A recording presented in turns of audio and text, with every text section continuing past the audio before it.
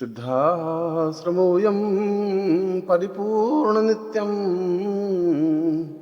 ज्ञानं वदामि भवभीतिनाशम् रोगान्तपूर्वमपरं मैतन्विहंसि आनन्दसिन्धुमपरं महितान्विरूपम्। सिद्धाश्रम हमारे जीवन का सौभाग्य है, जीवन का पुण्य है, जीवन की चेतना और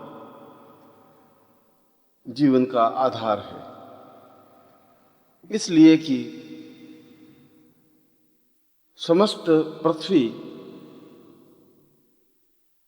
दो भागों में बटी हुई है। एक उसकी भौतिक चेतना है तो दूसरी उसकी आध्यात्मिक चेतना। व्यक्ति भौतिकता की ओर तेजी के साथ बढ़ता है, दौड़ता है, भौतिकता को अपनाता है, परंतु भौतिकता के पीछे दुख, दुर्भाग्य और मृत्यु छिपी हुई होती है। यदि भौतिकता विज्ञान की प्रगति में सहायक है तो विज्ञान के माध्यम से अणु और परमाणु बमों का निर्माण होता है और ये बम, ये प्रक्षेपास्त्र मनुष्य जाति को संहार करने में अग्रणी है। अब तो ऐसे ऐसे अस्त्र बन चुके हैं कि उनके माध्यम से संपूर्ण पृथ्वी को कुछ ही क्षणों में समाप्त किया जा सकता है। यह भयावह स्थिति है और उसका दूसरा पक्ष है आध्यात्मिकता का, जो प्रेम, शांति, सुख, सौभाग्य और पूर्णता देने में समर्थ है, जिसके माध्यम से आनंद की उपलब्धि और अनुभूति होती है। मनुष्य जीवन भी अपने आप में पूर्ण सृष्टि का एक अंश है। उसके अंदर भी दोनों प्रवृत्तियां काम करती रहती हैं, भौतिक या आसुरी प्रवृत्तियां और दूसरी आध्यात्मिक प्रवृत्तियां। भौतिक प्रवृत्तियों की वृद्धि से मनुष्य जीवन में चिंताएं, परेशानियां, कठिनाइयां, तनाव और मृत्यु व्याप्त होती है। मनुष्य छटपटाता है, परेशान रहता है, तनावग्रस्त रहता है, उसे सुख की अनुभूति नहीं होती, वह शांति का अर्थ नहीं समझ पाता, वह आनंद के चरमोत्कर्षता को स्वीकार नहीं कर पाता है। उसे ज्ञान ही नहीं होता कि आनंद क्या है, सुख क्या है, संतोष क्या है, सौभाग्य क्या है। सिद्धाश्रम इन दोनों के बीच एक संतुलन कायम करता है, जहां संपूर्ण ब्रह्मांड में और पृथ्वी पर आध्यात्मिक चेतना फैलाने में दृढ़ संकल्प है, वहीं वह मानस के मन में भी प्रेम, दया, करुणा, ममता, स्नेह और आनंद की उपलब्धि देने में सहायक है। इसीलिए तो योगियों ने और शास्त्रों ने सिद्धाश्रम को जीवन की पूर्णता और सौभाग्य स्वीकार किया है। आज से ही नहीं, जब मानव जाति का उदय हुआ, जब आर्यों ने सिंधु नदी के किनारे मंत्रों का घोष किया, जब सारे वातावरण में वेदों की ध्वनि गुंजरित हुई,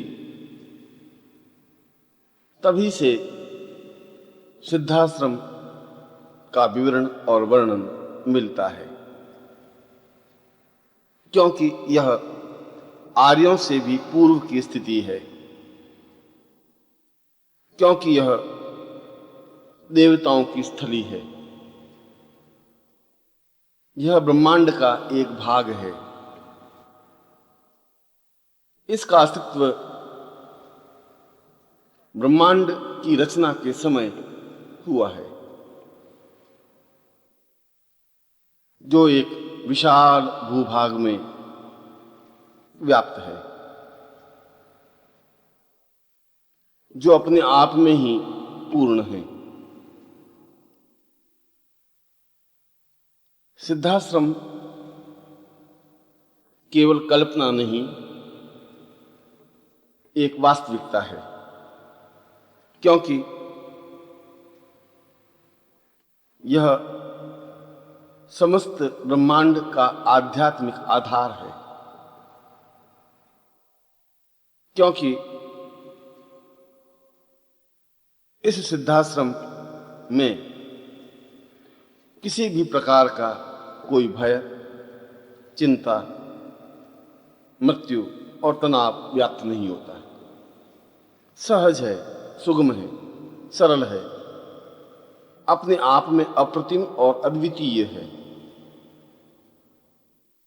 जहां मृत्यु व्यक्ति पर झपट्टा नहीं मार सकती, जहां बुढ़ापा मनुष्य पर हावी नहीं हो सकता,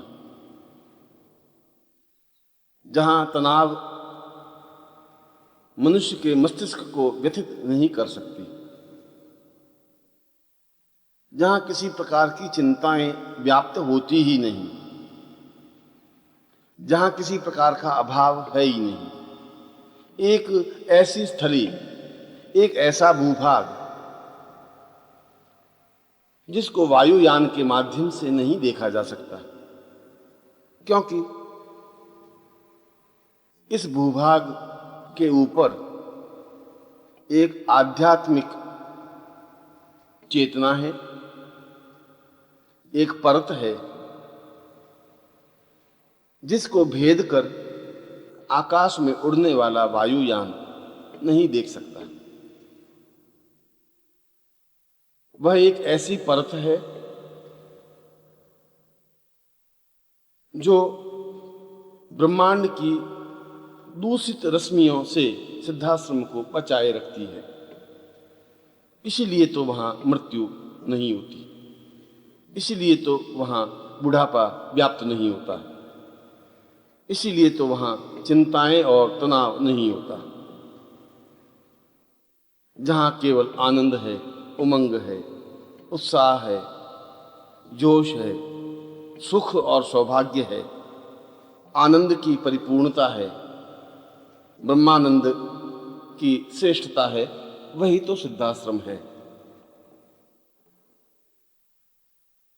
इस सिद्धाश्रम के संस्थापक और संचालक गुरुदेव स्वामी सच्चिदानंद जी हैं, जो मनुष्यों, योगियों, मुनियों और आर्यों से ही नहीं, देवताओं में भी वंदनीय और पूजनीय हैं, जिनकी स्तुति शेषनाग ने अपने सहस्त्र फणों से की है, जिनकी आराधना गणपति ने स्वयं अपने मुंह से उच्चरित की है, जिन के बारे में ब्रह्मा, विष्णु और महेश स्वयं प्रशंसा करते हुए नहीं थकते। जो मनुष्य देह में अपने आप में देवता और देवताओं से भी ऊपर ब्रह्म है, ब्रह्म के साक्षीभूत स्वरूप है। क्योंकि शास्त्रों में ब्रह्म के बारे में कहा गया है कि वह अजन्मा है, वह अमृत्युयुक्त है, वह अदृश्य है, वह आकारहीन है, उसको देखा नहीं जा सकता, पर फिर भी उसका अस्तित्व है। पर गुरुदेव तो ब्रह्म के साक्षात मूर्तिमंत साकार स्वरूप हैं, जो ब्रह्मा विष्णु महेश और देवताओं से भी पूजनीय हैं, पर जिनका आकार है, जिनकी देह है, जिनकी चेतना है, जिनका स्पंदन है, जिनको देखने से समस्त देवताओं के दर्शन स्वतः हो जाते हैं, जिनके पास बैठने से पूरे ब्रह्मांड की सामीप्यता अनुभव होती है, जिनकी आंखों में करुणा का अथाह प्रवाह है, जिनके चेहरे पर हजारों हजारों सूर्य और शीतलता के प्रतीक चंद्रमा की ज्योत्सना विद्यमान है, जिनका सारा शरीर अपने आप में ब्रह्मांडमय है, जो अपने आप में ही अद्वितीय हैं, जिनकी तुलना नहीं हो सकती, जिनके माध्यम से सिद्धाश्रम गतिशील है, जिनके द्वारा सिद्धाश्रम संचालित है, जिनके द्वारा सिद्धाश्रम में चेतना और स्पंदन आ सका है। इसीलिए तो योगियों ने सिद्धाश्रम को एक पूर्ण आयाम कहा है, जिनका भूभाग अत्यंत व्यापक और विस्तृत है, जहां 24 घंटे चंद्रमा की शीतलता और सूर्य की मधुर उष्णता बनी रहती है, न जहां पर अत्यधिक गर्मी है न सर्दी, जहां अपने आप में सुरभिमय प्रकृति और वासंती पवन गतिशील बना रहता है, जहां हजारों हजारों प्रकार के पुष्प विकसित हैं, जो मुरझाते नहीं, टूटकर गिरते नहीं। उन अपूर्व अद्वितीय पुष्पों की छटा से सारा वातावरण अपने आप में आनंद युक्त बना रहता है। स्थान स्थान पर झरनों का कलरव, नदियों का प्रवाह, पर्वतों की हुंकार और वातावरण की चेतना असीम आनंद की अनुभूति कराती है। जिस भूभाग में सैकड़ों और हजारों वर्ष की आयु प्राप्त योगी साधनारत हैं, विचरण करते रहते हैं, तपस्या में संलग्न हैं, जिनकी शुभ्र और श्वेत दाढ़ी, देदीप्यमान चेहरा और अत्यंत मधुर आनंददायक देह यष्टि देवताओं की साक्षी को स्पष्ट करती हैं, जिनके पूरे शरीर से तपस्या की किरणें विदीर्ण होती रहती हैं और चारों ओर के वातावरण को आनंद युक्त बनाए रखती हैं। स्थान स्थान पर इन योगियों की उपस्थिति से समस्त सिद्धाश्रम तपस्या से आपूरित बना हुआ है, जिनके पास बैठने से ही सिद्धियां स्वयं जयमाला पहनाने को आतुर रहती हैं, जिनके चरणों में पुण्यशालिनी नदियां प्रवहित होती रहती हैं। जहां जहां पर उनके चरण पड़ते हैं वहां वहां एक नया तीर्थ बन जाता है। जहां उनकी उपस्थिति होती है आसपास का वातावरण अपने आप में मधुर और तपस्यामय बन जाता है। और ऐसे हजारों योगी सन्यासी साधनारत हैं, जिनको देखा जा सकता है, जिनको स्पर्श किया जा सकता है, जिनके चरणों में बैठा जा सकता है, जिनके प्रवचन सुने जा सकते हैं, जिनसे साधनाएं सीखी जा सकती हैं और जिनकी उपस्थिति से जीवन को पवित्र और दिव्य बनाया जा सकता है। और फिर सिद्ध योगा झील तो अपने आप में अद्वितीय और अलौकिक है, जिसका स्वच्छ जल दर्पण की तरह स्पष्ट दिखाई देता है। अतल गहराइयों में भी नंगी आंखों से देखा जा सकता है। इतनी निर्मल और स्वच्छ झील तो ब्रह्मांड में कहीं पर भी संभव नहीं।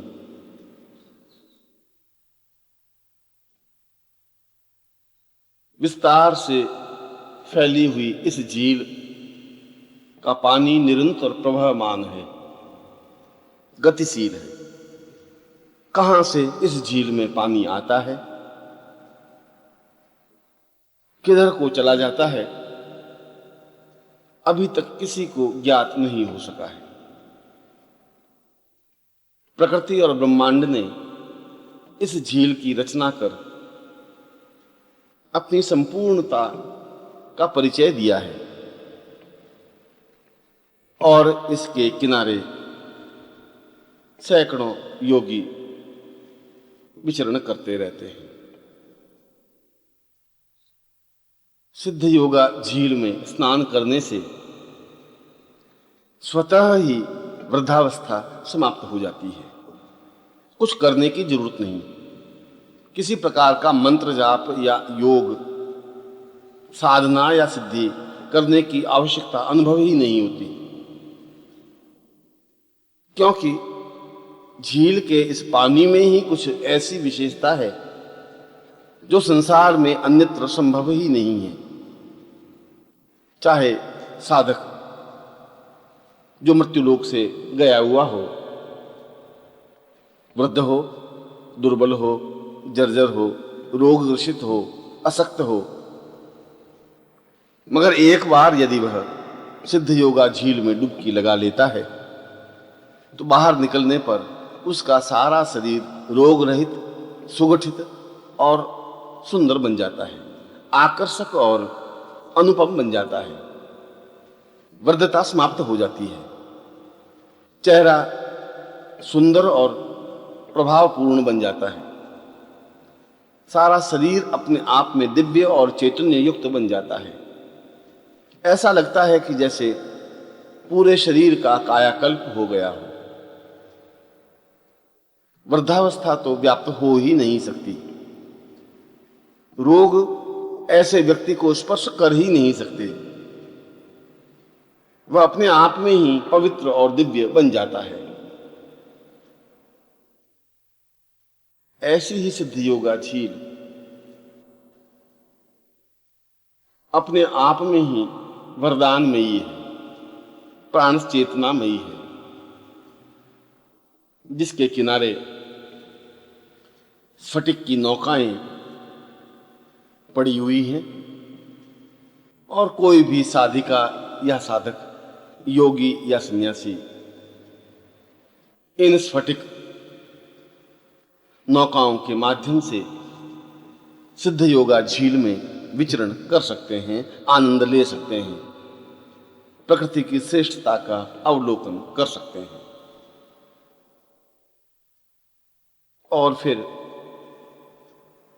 साधक ही नहीं, योगी और सन्यासी ही नहीं, साधिकाएं और अप्सराएं भी इस सिद्ध योगा झील और सिद्धाश्रम में यत्र तत्र विचरण करती ही रहती हैं। शास्त्रों में जिन अप्सराओं का वर्णन हम पढ़ते हैं या अनुभव करते हैं, चाहे वह रंभा हो, मेनका हो, उर्वशी हो, तिलोत्तमा हो, नाभि दर्शना हो और पुण्यदाया हो, वे सभी इस सिद्ध योगा झील के किनारे दृष्टिगोचर हो जाती हैं। और यही नहीं, अपितु शास्त्रों में जिन 1008 अप्सराओं का वर्णन मिलता है, किन्नरियों का विवरण मिलता है, देवांगनाओं का विवरण प्राप्त होता है, वे सभी तो सिद्धाश्रम में अपनी आंखों से देख सकते हैं, उनसे बात कर सकते हैं, उनका अनुभव किया जा सकता है, उनसे वार्तालाप किया जा सकता है, उनके पास बैठा जा सकता है। और जीवन में संगीत, कला, माधुर्य, चेतना का प्रवाह बहाया जा सकता है, क्योंकि जहाँ किन्नर और किन्नरियाँ हैं वहाँ संगीत है, देव संगीत, आत्म संगीत, अध्यात्म संगीत, जिनके गले में साक्षात सरस्वती विद्यमान है, माधुर्यता और वाग्देविता स्पष्ट है। और जब वे गाती हैं तो सारा सिद्धाश्रम अपने आप में निःशब्द, सुगंधमय, सुरभिमय, प्राणचेतनामय बन जाता है। ऐसा लगता है कि जैसे हवा के माध्यम से संगीत अपने आप में गतिशील हो रहा हो। और फिर इन देवांगनाओं के नृत्य, इन अप्सराओं की भाव भंगिमाएं, इन किन्नरियों के हाव भाव अपने आप में ही सिद्धाश्रम की शोभा को करोड़ करोड़ गुना बढ़ा देते हैं। पूरे सिद्धाश्रम में हजारों स्थानों पर इनकी उपस्थिति अनुभव की जा सकती है। इनकी खिलखिलाहट और मुस्कुराहट देखी जा सकती है। इनकी सहज हंसी और माधुर्यता अनुभव की जा सकती है, क्योंकि यहाँ किसी प्रकार का दुराव छुपाव नहीं है। आंखों में किसी प्रकार का मैल या गंदगी नहीं है। होठों पर किसी प्रकार की कटुता या वैर नहीं है। जो कुछ है वह सहज है, सरल है। जो कुछ है वह अपने आप में माधुर्य युक्त है। सब कुछ अपने आप में ही सरल और सामान्य है। इसलिए किसी प्रकार का भय या चिंता सिद्धाश्रम में व्याप्त हो ही नहीं सकती। ऐसा लगता ही नहीं कि यहाँ पर कब सुबह हुआ, कब शाम हुई। प्रतीति नहीं होता कि कितने वर्ष बीत गए। ऐसा लगता है कि जैसे अभी तो कुछ क्षण बीते होंगे। समय अपने आप में उड़ता ही चला जाता है। और जो साधक अपनी पुण्य और साधना के बल पर सिद्धाश्रम में प्रवेश करता है वह सौभाग्यशाली तो होता ही है, पर वापस आने की इच्छा उसकी नहीं होती। वहां वह अपने आप में इतना मग्न हो जाता है कि उसे अपने शरीर का भी भान नहीं रहता है, क्योंकि यहां पर एक माधुर्य है, एक आनंद है, योगियों की तपस्या है, उच्च कोटि की साधनाएं हैं, यज्ञों की धूम है, अप्सराओं के नृत्य हैं, किन्नरियों का संगीत है, और चारों तरफ एक प्रसन्नता, एक आह्लाद, एक मुस्कुराहट, एक छलछलाहट, एक जीवन की उमंग, उत्साह और उमंग, प्राण चेतना और दिव्यता है। इनको कौन छोड़ना चाहेगा? जीवन के सारे रंग तो वही हैं, जीवन का सारा आनंद तो वहां चारों ओर बिखरा हुआ है, जहां किसी प्रकार का अभाव या चिंता है ही नहीं। हजारों तरह के फलों से लदे हुए वृक्ष हैं, लाखों तरह के पुष्पों से सुगंधित घाटियां हैं, पौधे हैं, पहाड़ हैं, नदियां हैं, झरने हैं, झीलें हैं, और जीवन का संगीत है। जहां कल्पवृक्ष हैं, जिनके नीचे बैठकर साधक जो भी इच्छा करता है वह प्रकृति के द्वारा तुरंत प्राप्त हो जाता है, चाहे वह भौतिक वस्तु हो, चाहे वह आध्यात्मिक वस्तु हो। और ऐसे कई कल्पवृक्ष सिद्धाश्रम में स्थान स्थान पर विद्यमान हैं, जिनके नीचे बैठने से ही एक अपूर्व आनंद की अनुभूति होती है, जिनके नीचे बैठकर जो भी इच्छा या कामना की जाती है वह तुरंत पूर्ण हो जाती है। इसलिए वहां कोई अभाव दृष्टिगोचर ही नहीं होता। यदि किसी भौतिक वस्तु की याचना की जाए तो वह प्राप्त हो जाती है। खाद्य पदार्थ, वस्त्र और जो भी वस्तुएं संसार में कहीं पर भी विद्यमान हैं, उनको प्राप्त करना सहज संभव है। उनका उपयोग करने में कोई बंधन, आपत्ति नहीं है, क्योंकि वहां किसी प्रकार का बंधन नहीं है, रुकावट नहीं है, किसी प्रकार का छुपाव या दुराव नहीं है,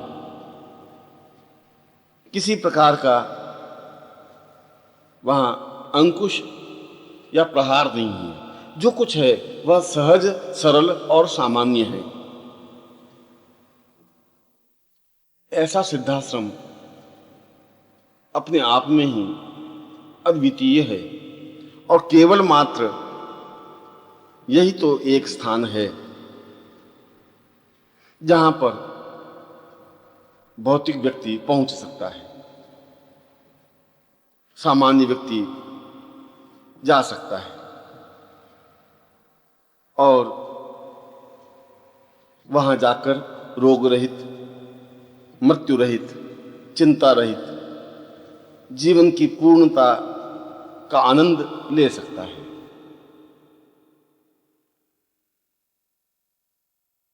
प्रश्न यह उठता है कि क्या कोई भी स्त्री पुरुष, साधक या साधिका इस सिद्धाश्रम में जा सकता है, वहां रह सकता है, वहां का आनंद ले सकता है,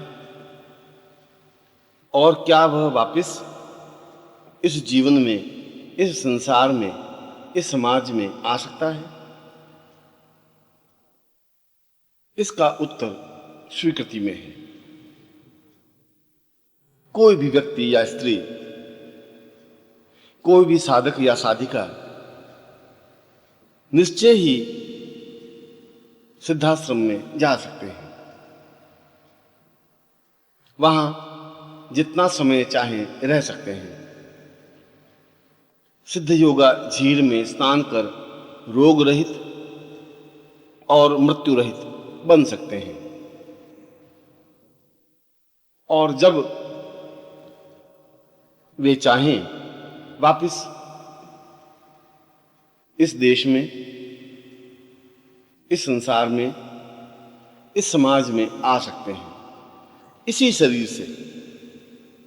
इसके लिए शरीर बदलने की कोई आवश्यकता नहीं है। ऐसा भी नहीं है कि यह केवल एक कल्पना है या अनुभूति है। ऐसा भी नहीं है कि किसी सूक्ष्म शरीर या प्राण को ही वहां भेजा जा सकता है और यह शरीर यहीं बना रहे। ऐसा नहीं। जो हमारा शरीर है, जितना हमारा आकार प्रकार है, इस पूरे शरीर को हम सिद्धाश्रम में ले जा सकते हैं, या दूसरे शब्दों में हम चलकर, गतिशील होकर सिद्धाश्रम में पहुंच सकते हैं। जो हमारा शरीर है, जो हमारे हाथ पैर हैं, जो हमारी चेतना है, जो हमारा मस्तिष्क है, उसके माध्यम से उस सिद्धाश्रम को परखा जा सकता है, देखा जा सकता है, आनंद लिया जा सकता है और वहां की विशेषताओं को अपने आप में समेटा जा सकता है। हाँ, इसके माध्यम से जीवन को रोग रहित बनाया जा सकता है। इसके माध्यम से जीवन में मृत्यु के भय को समाप्त किया जा सकता है। इसके माध्यम से जीवन की चेतना को पूर्णता दिया जा सकता है। मस्तिष्क का विकास किया जा सकता है और भौतिक दृष्टि से वह सब कुछ प्राप्त किया जा सकता है जो मानव की इच्छा रही हो। अपनी आंखों से उन योगियों और सन्यासियों को देख सकता है जो सैकड़ों हजारों वर्षों की आयु प्राप्त हैं। उनके साथ बैठ सकता है, उनकी सेवा कर सकता है, उन्हें स्पर्श कर सकता है, उनके प्रवचन सुन सकता है, उनके द्वारा बताई हुई विधि से साधना संपन्न कर सकता है, यज्ञों में भाग ले सकता है, देवताओं के दर्शन कर सकता है और अप्सराओं के नृत्य और सुंदरियों के हाव भाव को अनुभव कर सकता है, पहचान सकता है, देख सकता है, अनुभव कर सकता है। और ऐसा होना ही चाहिए, क्योंकि जीवन की पूर्णता तो तभी है कि जब हम सिद्धाश्रम में उन योगियों और सन्यासियों के दर्शन करें जिनका वर्णन हमारे शास्त्रों में, पुराणों में आया है। हम कृष्ण के साक्षात विग्रह को देखें, उनको पहचानें, भीष्म के पास रहें, कृपाचार्य का अनुभव करें, राम और बुद्ध को देख सकें, अनुभव कर सकें, शंकराचार्य के पास बैठकर सन्यास की और साधना की बारीकियों को परख सकें और परम पूज्य गुरुदेव स्वामी सच्चिदानंद जी के दर्शन कर जीवन को धन्य कर सकें, जीवन को पूर्णता दे सकें, जीवन में आनंद की वृष्टि कर सकें। यह सब कुछ संभव है और ऐसा कई सामान्य मनुष्यों ने किया है जो आपके और हमारे बीच के हैं, जिनकी उपस्थिति आपके और मेरे बीच में रही है, जो इसी समाज के व्यक्ति हैं, जो आपकी तरह हाड़ मांस से निर्मित हैं। वे सिद्धाश्रम में गए हैं, इन सब का अनुभव किया है, कुछ समय तक वहां रहे हैं, सिद्ध योगा झील में स्नान कर अपने जीवन को पूर्णता देने में समर्थ हो सके हैं और योगियों के दर्शन कर अपने जीवन को कृतार्थ बना सके हैं और वापस इसी देह से इस समाज में आ सके हैं। यदि वे ऐसा कर सकते हैं तो आप भी ऐसा कर सकते हैं। आवश्यकता है दृढ़ निश्चय की, आवश्यकता है संकल्प शक्ति की, आवश्यकता है चिंतन और विचार की, आवश्यकता है विश्वास और श्रद्धा की। प्रश्न यह उठता है कि किन विधियों से या किन तरीकों से सिद्धाश्रम में प्रवेश किया जा सकता है। यह कार्य कोई बहुत कठिन और असंभव नहीं है, अत्यंत सहज और सरल है। इसके दो प्रकार हैं। एक प्रकार तो साधना के माध्यम से है। जब साधक सिद्धाश्रम दीक्षा प्राप्त करे गुरु से और उस पूरे शरीर में सिद्धाश्रम दीक्षा का संचरण करे। ये दीक्षा अपने आप में सामान्य और सरल नहीं होती। यह तो जब आपके मन में हिलोर उठे, जब आप गुरुदेव से प्रार्थना करें, उनके पास उपस्थित हों और उनकी कृपा से ऐसी दीक्षा प्राप्त हो जिससे कि यह सारा शरीर सिद्धाश्रम में जाने के योग्य बन सके। जब ऐसी दीक्षा संपन्न हो जाए तब गुरुदेव के बताए हुए तरीके से साधना विधि से उस स्थिति को प्राप्त करें जिसके माध्यम से सशरीर सिद्धाश्रम में पहुंचा जा सके। पर यह कोई कठिन कार्य नहीं है। थोड़ा परिश्रम, थोड़ा प्रयत्न तो करना ही पड़ता है और केवल इतना ही करना है कि जब सिद्धाश्रम दीक्षा संपन्न हो जाए तो 10 महाविद्याओं से 3 महाविद्याएं संपन्न कर लें गुरुदेव के द्वारा बताई हुई विधि से। उन महाविद्याओं को अपने सामने प्रत्यक्ष कर सके। प्रत्येक महाविद्या को सिद्ध करने का एक तरीका है जिसके द्वारा साधना विधि मंत्र जप संपन्न करने से महाविद्याएं सिद्ध होती ही हैं। और वे महाविद्याएं चाहे वह बगलामुखी हो, चाहे कमला हो, चाहे छिन्नमस्ता हो, धूमावती हो या काली हो, वह सामने प्रत्यक्ष होती ही है। जब 3 महाविद्याएं सिद्ध हो जाती हैं तब सिद्धाश्रम साधना संपन्न करे और फिर सशरीर सिद्धाश्रम में प्रवेश करे। फिर कोई रोक टोक नहीं है, फिर किसी प्रकार का व्यवधान नहीं है।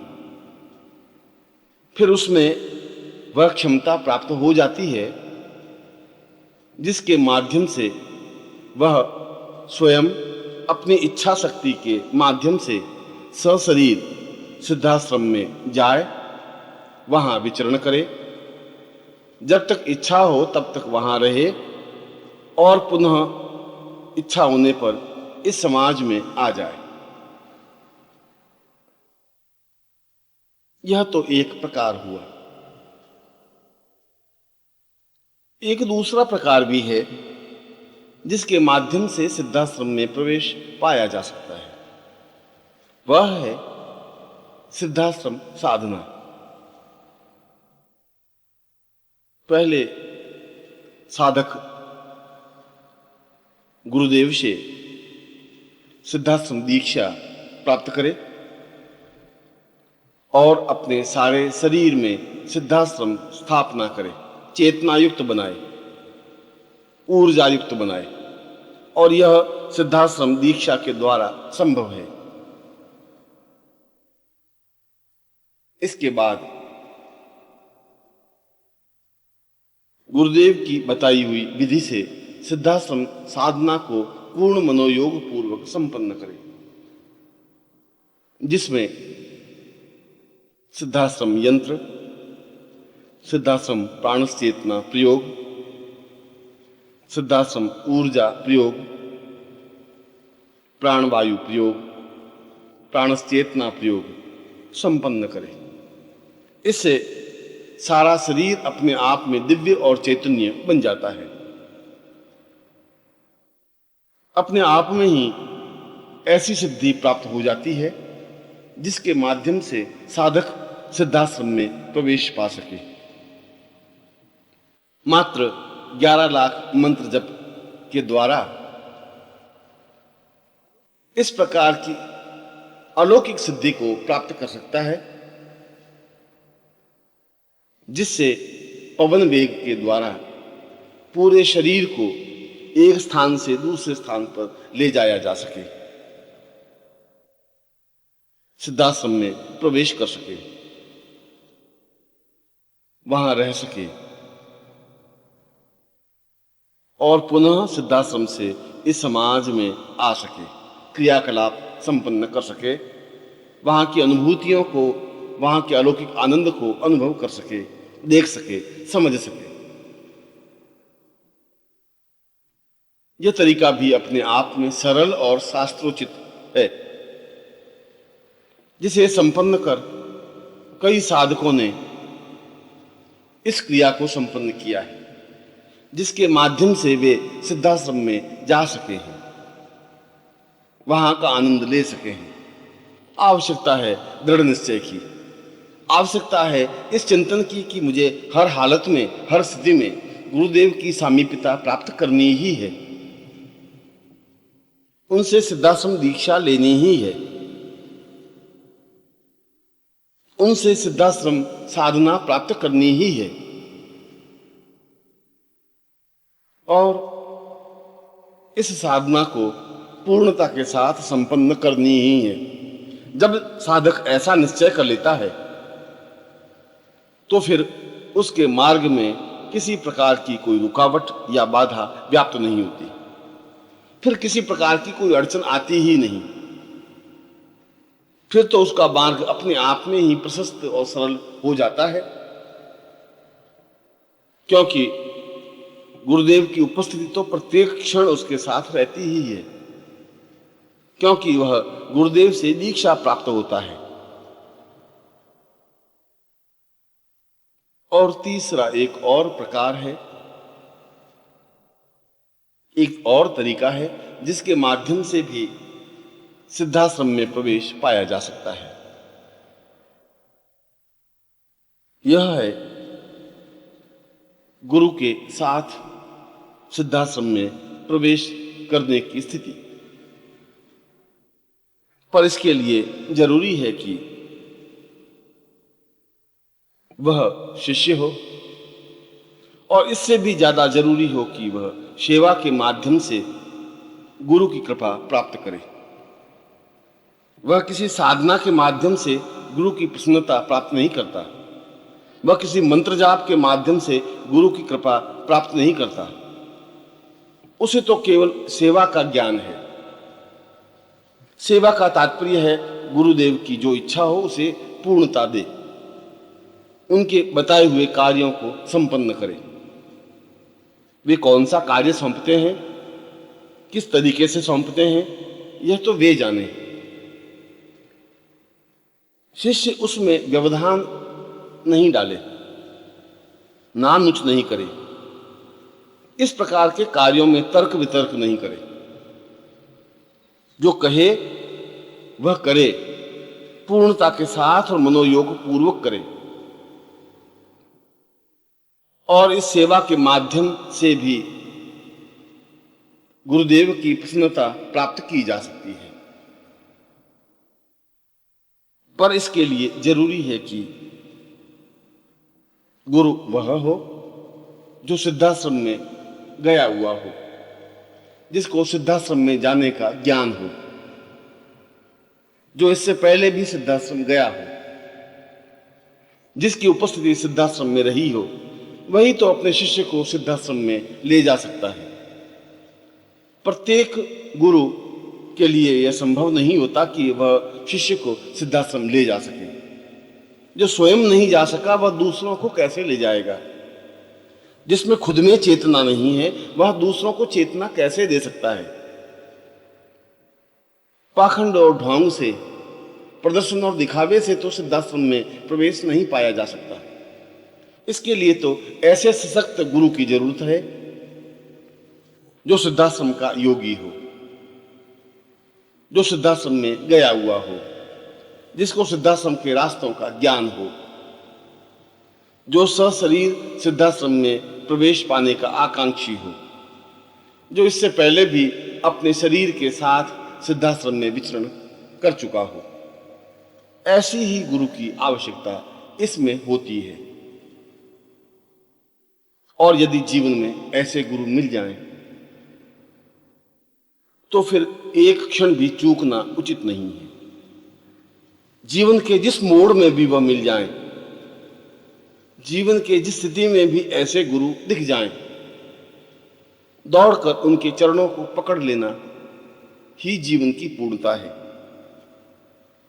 उनके चरणों से लिपट जाना ही जीवन की श्रेष्ठता है। उनके चरणों से एकाकार हो जाना ही जीवन की प्रामाणिकता है। और ऐसी स्थिति आने पर वह केवल गुरु सेवा के द्वारा ही उस स्थिति को प्राप्त करता है जो साधना के द्वारा प्राप्त होती है।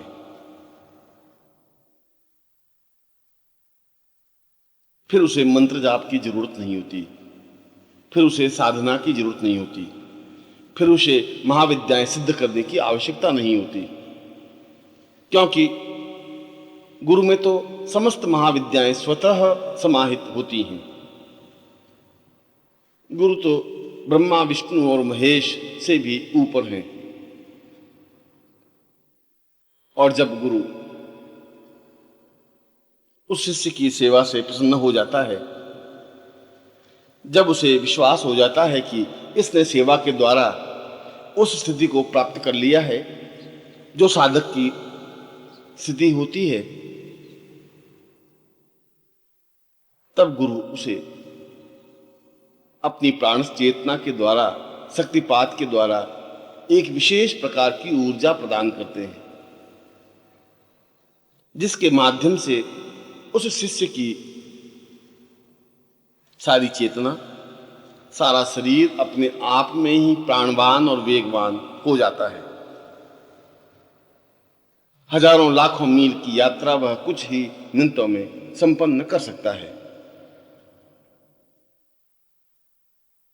तब गुरुदेव किसी एक विशेष समय में उस शिष्य को अपने साथ सिद्धाश्रम में ले जाते हैं। उस शिष्य को सिद्धाश्रम से परिचित कराते हैं और वह शिष्य या शिष्या सशरीर सिद्धाश्रम में विचरण कर सकती है। उसे भी वही स्थिति प्राप्त होती है जो साधक को प्राप्त होती है। उसे भी वही स्थिति प्राप्त होती है जिसके माध्यम से वह जितना समय चाहे सिद्धाश्रम में रह सकता है, उन योगियों के दर्शन कर सकता है, क्योंकि गुरु तो वहां पर भी वंदनीय होता है, क्योंकि वह इससे पहले कई बार सिद्धाश्रम जा चुका होता है। वहां की प्रत्येक घटना का वह साक्षीभूत स्वरूप होता है। वहां के कण कण से वह परिचित होता है। और ऐसा शिष्य सेवा के द्वारा, गुरुदेव के द्वारा दी हुई शक्तिपात के द्वारा,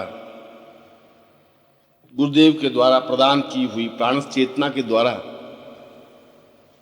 अपने सारे शरीर को वेगवान बनाकर गुरुदेव के साथ ही अपने शरीर के द्वारा, अपने शरीर के साथ, अपने पूरे शरीर और चेतना के साथ सिद्धाश्रम में प्रवेश पा सकता है और वह देख सकता है उस सिद्धाश्रम को जो अपने आप में अलौकिक और अद्वितीय है, जो प्राण चेतना युक्त है, जो अपने आप में श्रेष्ठ है, जो देवताओं के द्वारा वंदनीय है।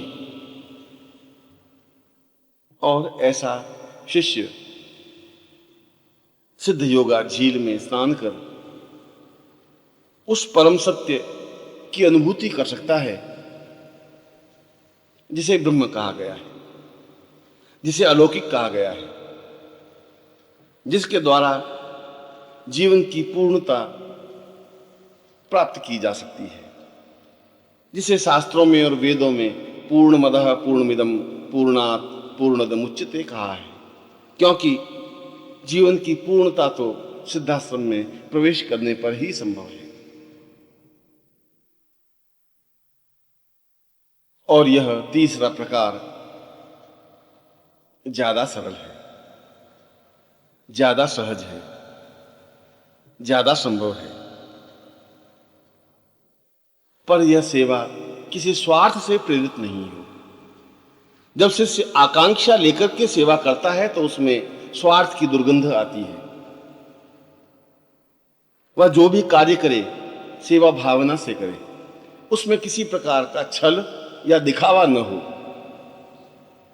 मन में किसी प्रकार का संदेह और भ्रांति न हो, मन में किसी प्रकार का कपट या असत्य न हो। जो कुछ भी करे मनोयोग पूर्वक करे। ऐसे शिष्य का सौभाग्य होता है कि गुरु के चरण उसे प्राप्त हों, वह उनके पैरों को स्पर्श करे, उनकी सेवा करे, उनके शरीर को मंदिर समझे, उनके प्राणों को देवता स्वरूप समझे, उनकी आज्ञा को वेद वाक्य अनुभव करे और जो कुछ कार्य करे उसमें आनंद के साथ करे, उत्साह के साथ करे, प्रेरणा और उमंग के साथ करे। ऐसा नहीं हो कि मन में कपट हो, छल हो, दिखावा हो या मुर्दनी हो या निराशा हो कि ऐसा किया गया कार्य या आज्ञा पालन भी व्यर्थ हो जाता है। आज्ञा पालन तो उत्साह के साथ होता है, उमंग के साथ होता है, जोश के साथ होता है, उत्साह के साथ होता है। और जब ऐसा क्षण प्राप्त हो तो शिष्य को अपना सौभाग्य समझना चाहिए कि उसे गुरुदेव की सामीप्यता मिली, गुरुदेव के साथ रहने का अवसर मिला। ऐसा अवसर तो करोड़ों लोगों में से किसी एक या दो या चार या छह को ही तो प्राप्त हो सकता है। करोड़ों लोग तो उनके साथ नहीं रह सकते। वे तो केवल देख सकते हैं, वे तो केवल गुरु मंत्र जाप कर सकते हैं, उनकी उपस्थिति का एहसास नहीं कर सकते, हर क्षण उनके साथ नहीं रह सकते। और जब ऐसी सेवा शिष्य के जीवन में उतर जाती है तो गुरु कृपा अपने आप प्राप्त हो जाती है और फिर वह जीवन में पूर्णता प्राप्त कर सिद्धाश्रम में प्रवेश पा सकता है। ऐसा ही जीवन आशीर्वाद युक्त जीवन होता है।